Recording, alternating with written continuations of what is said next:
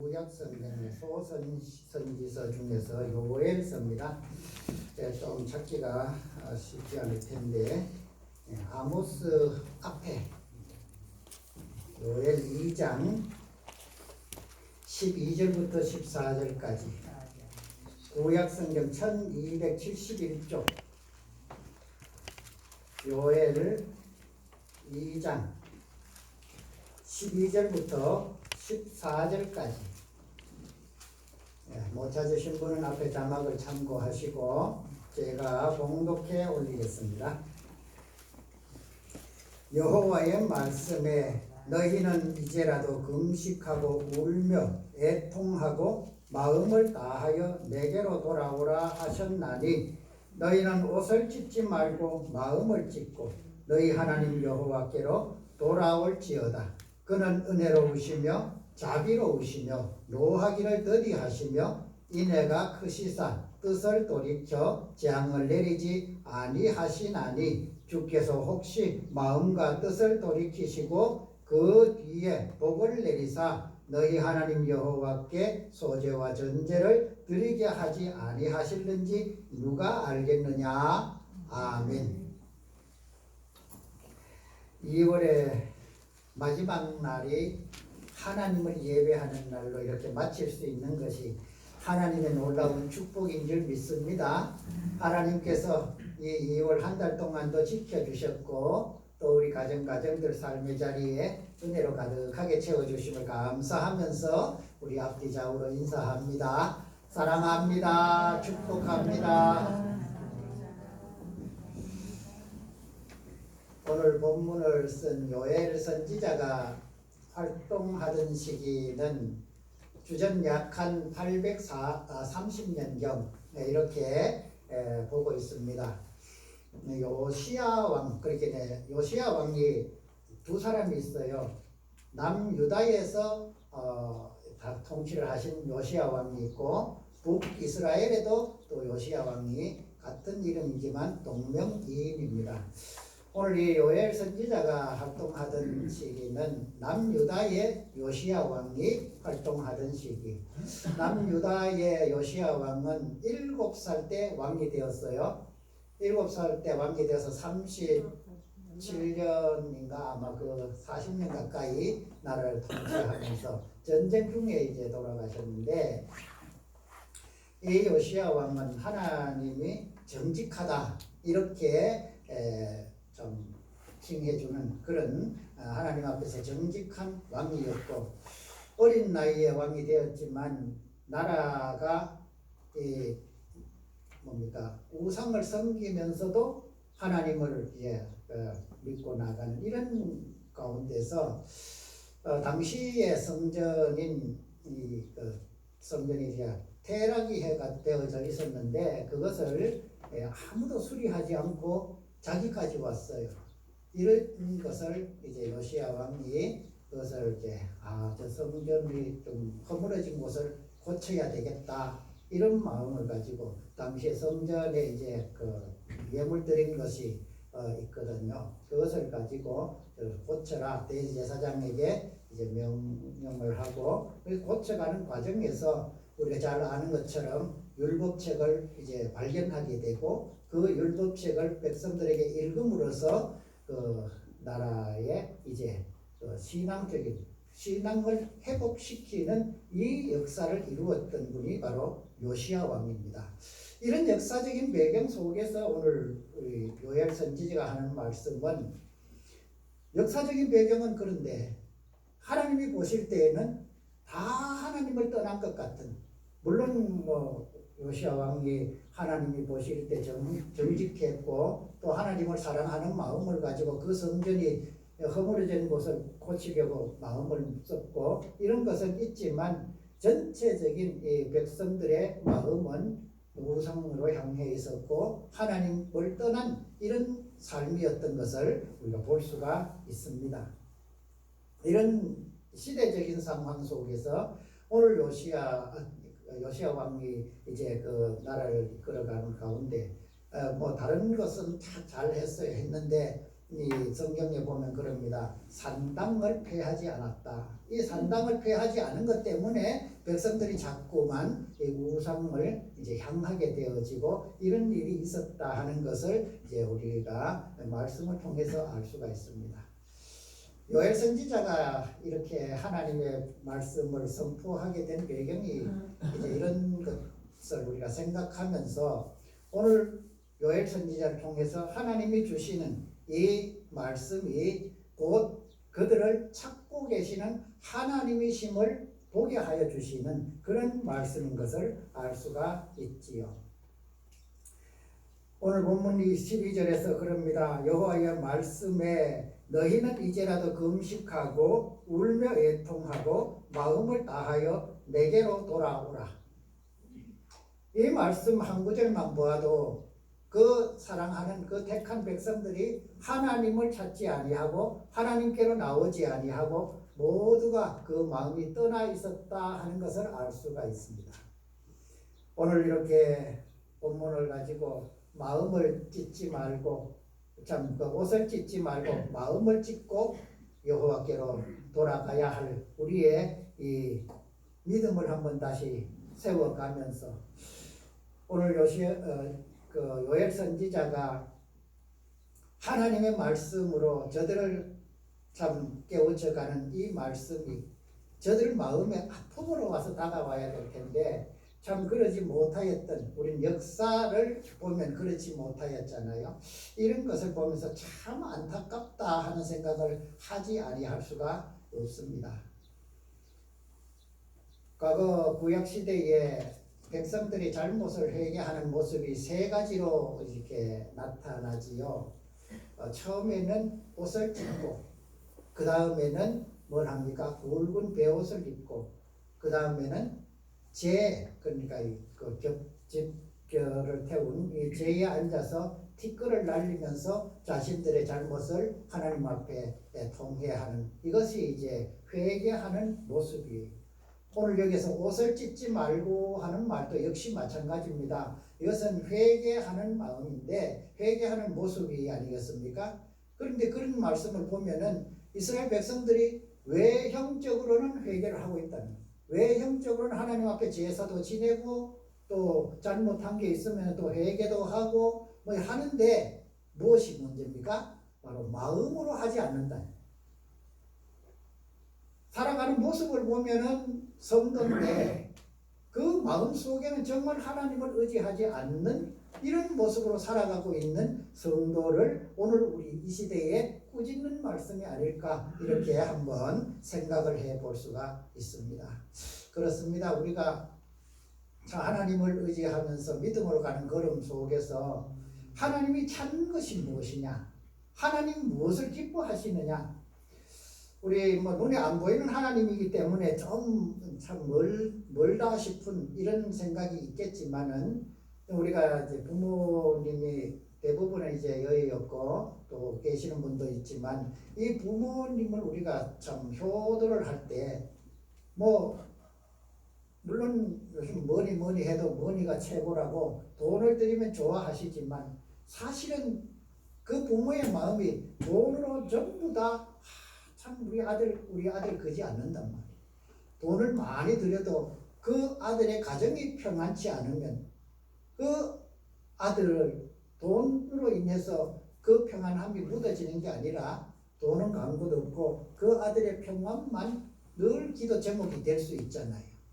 이런 것을 우리가 생각해 보면서 정말 아버지가 좋아하는 것이 무엇이냐, 또 어머니가 좋아하시는 것이 무엇이냐, 우리가 이걸 찾으면은 물질적인 것도 좋지만은 그것보다는 마음이 우선 편안한 것이 가장 우선이다. 이런 생각을 해보게 됩니다. 물론 하나님께서도 역시 마찬가지 아니겠어요? 하나님이 기뻐하시는 것도 우리가 하나님께 많은 재물을 드려서 하나님이 내가 드리는 재물을 보고 또 헌신과 수고를 보고 하나님이 기뻐하실 것이라고 생각하면 이것은 오늘 말씀에 나오는 것처럼 그냥 외형적으로 옷을 찢는 행위에 불과하다 이렇게 우리가 생각을 해 볼 수 있습니다. 물론 그것이 나쁘다고 할 수는 없어요. 왜요? 하나님 앞에서 우리가 드려지는 그런 헌신이고 그런 수고이기 때문에. 그러나 그것보다가 먼저 있어야 할 것은 하나님을 사랑하는 마음, 그것을 통틀어서 믿음이라고 합니다. 우리가 그 믿음을 가지고 하나님 앞에서 살아가면서 그 하나님이 주신 은혜를 따라서 우리가 정말 헌신도 하고 수고도 하고 또 현지와 이웃을 사랑하기도 하고 또 하나님 앞에 좀 많은 것으로 또 드리면서 기쁨을 누리는 것이 바로 우리가 하나님 앞에서 하나님을 모시고 사는 삶의 모습이어야 할 것이다. 이렇게 생각을 해 볼 수가 있습니다. 그렇습니다. 우리가 믿음으로 산다는 것이 다른 사람들은 몰라요. 우리의 속 사람, 우리의 생각을 다른 분들이 어떻게 알겠어요? 그러나 우리의 생각까지도 감찰하시는 분은 하나님이시란 말이죠. 하나님은 우리의 앉고 서는 것도 아시고 우리의 생각까지도 감찰하신다. 이렇게 말씀하시는 것을 보면 하나님은 우리의 모든 것을 다 알고 계신다. 사람은 속일 수 있으나 하나님은 속일 수가 없습니다. 이런 우리가 마음을 가지고 오늘 요엘 선지자가 그 유다 백성들에게 그 하나님의 말씀으로 하나님의 품으로 돌아오라고 하는 이 말씀을 가지고 오늘 한 세 가지를 함께 생각해 보려고 합니다. 오늘 12절에서 내게로 돌아오라 하는 이 말은 앞에서도 말씀드렸습니다만 그 유다 백성이 하나님을 사랑하는 그 하나님이 택한 백성이 하나님께로만 향하지 아니하고 외형은 하나님을 섬기고 제사를 드리고 절기를 지키고 또 율법을 지키면서 사는데 마음은 자꾸 우상을 또 세상이 좋아하는 그 세상을 향하여 있더라. 이런 것을 우리가 생각을 해볼 수가 있지요. 우리의 마음은 지금 어디로 향하여 있는지를 이 말씀을 통해서 우리가 한번 점검해 볼 필요가 있으리라 생각을 해봅니다. 우리가 하나님께로 돌아오지 아니하고 드리는 모든 행위는 다 가식입니다. 그래야 그것이 정말 우리는 예배를 나와서 예배 드리고 1시간 돌아가면 오늘 또 예배 드렸다 하는 것 때문에 우리 마음은 평안이 있어야 되는데 그 하나님이 만난 기쁨이 없으면 그저 예배 드렸는 것으로만 모든 것이 끝나버리고 하나님의 은혜가 없더라는 것이지요. 이런 것을 우리가 생각해 보면서 오늘 요엘 선지자가 그 유다 백성들에게 한 말처럼 주 여호와께로 돌아가야 됩니다. 물론 다 떠난 것은 아니지만 그러나 우리가 살아가는 삶에서 때로는 위기를 만나보면 그 사람이 무엇을 가지고 사는지를 알 수 있다고 하잖아요. 평안할 때는 우리가 다 하나님을 잘 믿는 것처럼 그렇게 보일 수 있습니다. 그런데 어떤 위기, 어떤 어려움이 딱 닥쳤을 때 그가 하는 행동을 보면 저 사람이 어떤 것을 가지고 살아가는가, 어떤 것이 저 사람의 중심이 되어 있는가를 알 수가 있습니다. 어떤 분은 위기를 닥치면 돈으로 해결하려고 하는 분들이 있어요. 또 어떤 분은 사람으로 통해서 그 해결을 하려고 하는 경우가 있습니다. 물론 하나님이 하신다 하여도 사람을 통해서 역사하시고 또 거기에는 또 재물도 있어야 되는 것이 당연합니다. 그렇지만 또 믿음이 좋은 분들은 먼저 그 문제를 가지고 하나님께 기도하고 그래서 하나님의 인도하심과 또 하나님의 은혜 베풀어 주심으로 사람들도 만나게 되고 또 그를 통해서 일이 해결되어지는 이런 과정을 또 보는 것도 우리가 이웃 간에 또는 우리가 세상 살아가면서 깨닫는 그런 은혜 아니겠습니까? 그렇습니다. 우리가 하나님 앞으로 돌아가야 됩니다. 두 번째로 이 요엘 선지자가 주시는 교훈은 바로 우리가 참회를 해야 된다. 회개를 해야 된다는 것이죠. 우리는 하나님 앞에서 살아가는 이 삶이 늘 하나님이 보시기에 정직하게만 살 수가 없습니다. 왜냐하면 우리는 우리 안에 죄성이라는 것이 있고 또 이 세상은 죄가 가득한 세상이란 말이지요. 이런 세상 속에서 살다가 보면은 우리가 알게 모르게 그 죄의 때는 묻게 되어 있습니다. 그럴 때에 오늘 하루를 반성하면서 잠자리에 들 때 오늘 또 내가 어떤 삶을 살았는가 한번 이렇게 생각을 해보면 정말 하나님의 은혜 속에서 기뻐하며 또 뭐 정말 내 입술에서 그저 찬양이 흘러나오는 이런 삶도 있었을 것이고 또 뭐 이웃 간에 좀 뭐 부딪힘을 통해서 또 믿음 없이 이렇게 했을 시간들도 있을 것이고 또 우리가 바라는 것이 또 세상적인 것을 바라면서 걸어왔던 이 하루도 있을 수 있습니다. 이런 것을 생각하면서 그것을 이제 그날 하루하루 내가 잘못한 것은 정말 하나님의 은혜 구하여서 이 밤에 모두 이제 씻어 주심을 이제 은혜로 구하고 그러면 또 하나님이 우리의 기도를 들으시고 또 그렇게 우리를 평안으로 인도해 주시지 않겠습니까? 이처럼 하루면 하루 또 한 달이면 한 달, 또 1년이면 1년, 우리에게는 이렇게 하루씩 이렇게 시간의 매듭을 하나님이 맺게 해주셨잖아요. 이런 매듭을 이제 우리가 뭐 그때마다 하나님 앞에 내 불순종과 또 나의 허물들을 가지고 나가는 이 회개가 있어야 한다는 것이지요. 회개 없이 주님 앞으로 돌아가는 것은 아마 어쩌면 그것이 가식일 수가 있고 또 하나님 앞에서 온전치 못한 이런 것일 수도 있다는 것을 우리가 생각하며 오늘 본문에서 말씀하시는 대로 우리가 정말 울며 회개하며 나가야 된다. 12절에 그러지 않습니까? 이제라도 금식하고 울며 애통하고 마음을 다하여 내게로 돌아오라. 이 회개 없이 하나님 앞에 나가는 것은 정말 하나님이 찾는 모습이 아니다 하는 것을 우리가 이 말씀을 통해서 한번 더 깊이 새겨지기를 바랍니다. 마지막으로는 이제 우리가 정말 하나님을 마음에 모실 때 어떤 마음으로 우리가 그 하나님을 구해야 할 것이냐, 이것이 바로 오늘 말씀의 제목처럼 마음을 찢는다는 것은 바로 통회 자복한다, 이렇게 우리가 생각을 할 수 있지요. 다윗 왕이 밧세바와 참 불륜을 맺고 나서 나단 선지자로부터 책망을 받습니다. 어떤 사람이 친구가 찾아왔는데 그에게 자기의 양을 잡아서 대접하지 않고 이웃에 한 마리 있는 그 애지중지 자식처럼 여기는 그 양을 빼앗아서 그 손님을 대접했다, 이런 비유를 할 때 다윗이 그러잖아요. 그놈이 누구냐고. 당장 이러니까 그 나단 선지자가 그러지 않습니까? 당신이 바로 그 사람입니다.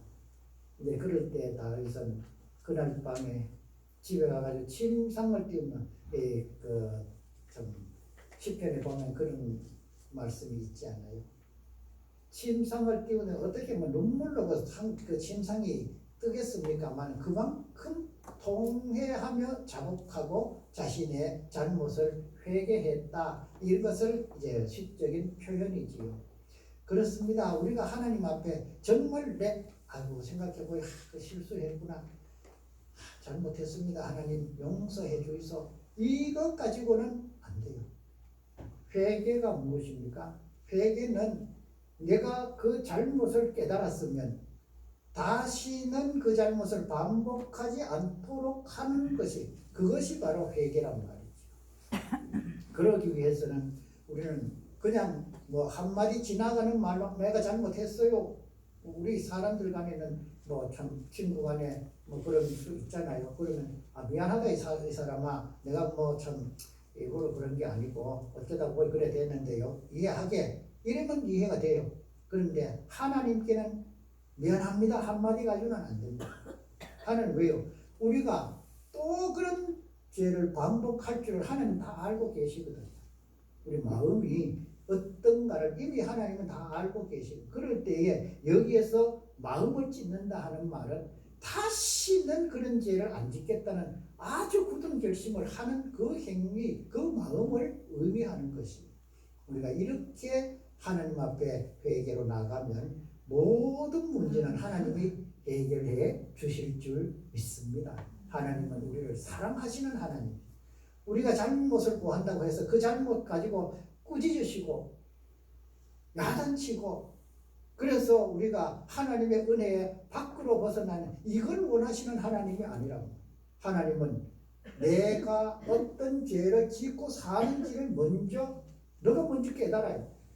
너가 그것을 깨닫고 다시는 그런 죄 짓지 않기 위하여 정말 회개하는 모습으로 선다면 내가 모든 죄를 용서해 주마. 이게 하나님의 은혜거든요. 하나님은 오늘도 우리에게 그것을 찾습니다. 우리가 뭐 살면서 좀 크게 적게 많게 또 이런 뭐 불신앙적인 삶을 살 수도 있고 또 이웃 간에도 사랑을 나누지 못하는 이런 삶을 살 수도 있고 마음으로도 가질 수가 있습니다. 그렇지만 오늘 이 말씀을 통해서 우리가 정말 하나님 앞에 깨끗한 모습으로 살아가기를 원하고 그렇게 바란다면 우리는 오늘 요엘 선지자가 유다 백성들에게 말씀하셨던 것처럼 마음을 찢고 주께로 돌아오는 그 역사를 이루어 주셔야 합니다. 이럴 때 오늘 본문 14절에 그렇게 말합니다. 주께서 혹시 마음과 뜻을 돌이키시고 그 뒤에 복을 내리시사 너희 하나님 여호와께 소제와 전제를 드리게 하시지 아니하실는지 누가 알겠느냐. 여기서 소제와 전제를 드린다는 말은 하나님 앞에 제사로 나아간다 하는 말이에요. 이 하나님 앞에 제사 드림에 이 소제와 전제를 드리게 하신다는 말은 곧 다시 바꾸어서 말씀드리면 하나님의 그 제사를 받으시겠다 하는 이 말씀이거든요. 아무리 많은 제사를 지내고 아무리 많은 부흥회를 하고 예배를 드리면 하나님이 없는, 하나님이 받으시지 않는 이 예배가 무슨 의미가 있겠어요? 이스라엘 백성들이 그런 제사를 드렸단 말이지요.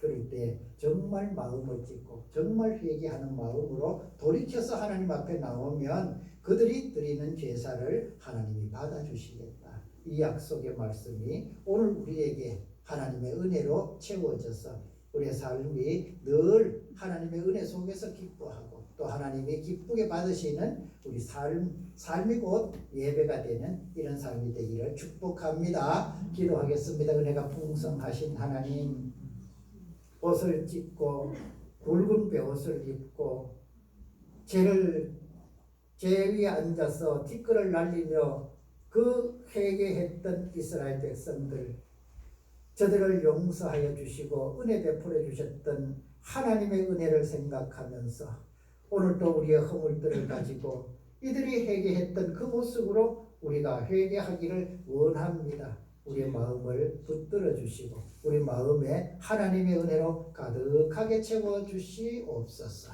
예수님의 이름으로 기도드리옵나이다. 아멘.